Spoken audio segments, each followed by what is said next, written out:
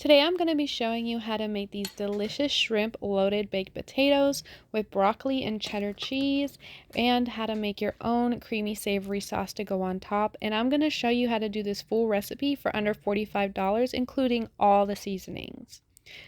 So let's jump right into it. Now, I did have my fiance here taste it and test it for me to let me know how it was, and let me tell you, he definitely came back for seconds. So let's jump right into this recipe.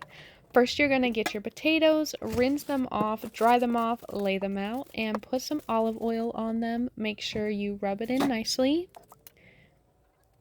And then after you go ahead and rub those in, I add a little salt and pepper on top just to give it some seasoning.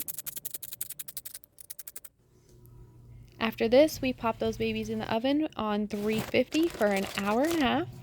And as I'm waiting for that, I am thawing out my frozen cooked shrimp. Here I'm adding heavy whipping cream, cream cheese, butter, and some cheddar cheese that I finely shredded. We want to melt that all together. Then we're going to add our onion powder, our garlic powder. We're going to also add some paprika here.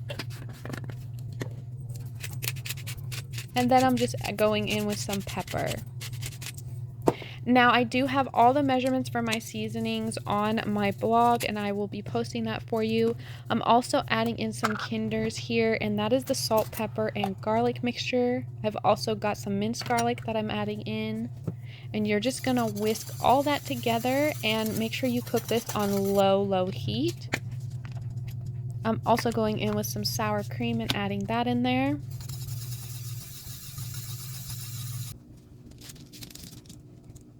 Now I'm going in with my shrimp, laying it out and seasoning it. I'm seasoning it with Old Bay here.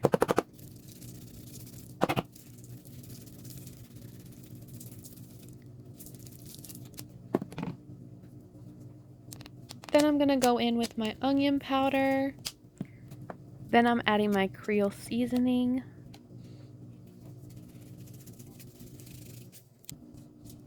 And again, I will have links to all of these in case you have a hard time finding them. I'm adding my Kinders once again, paprika, and garlic powder. After I've got all those seasonings and my pepper on there, I'm going to take a glove and just mix that in. And once your shrimp is fully covered, you can go ahead, and I've got olive oil here and some minced garlic that I've started out, sauteed that a little bit, and then added the shrimp. And you just want to cook those until they're about golden brown. As you can see here, it is getting nice and juicy. Alright, so it's been an hour and a half. We're going to cut our potatoes open, slit them right down the middle, and we're going to start working on these and gutting the potatoes out of them.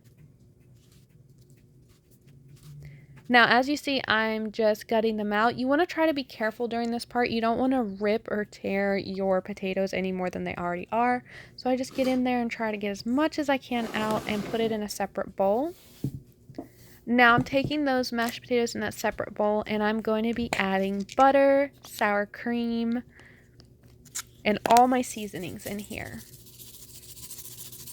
We've got the Kinders going in. We've got our garlic powder going in. And then I'm going to be mashing that up, mixing it all together. Now you can go in and add as much as you want. Again, I will have the measurements that I used in this recipe, just depending on how you like your mashed potatoes. I did go in and add a little extra butter and some more sour cream. Then after you've got that all done, you're just going to stuff those potatoes once again with your mashed potatoes.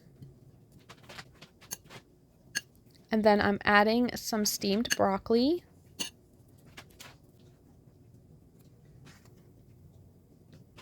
Then I'm adding our delicious shrimp on top. And then I'm going to be pouring that yummy, creamy, cheesy sauce on top. Now, I do like my sauce a little thicker. If you want yours to be a little more runny, you can always go in and add milk when you're cooking it. It just depends on how you like it. Then I'm topping it off with some cheddar cheese and some pepper. And there you have it. There's my budget-friendly shrimp loaded potatoes. I had no leftovers, and if you'd like more budget-friendly recipes like this, please like and follow.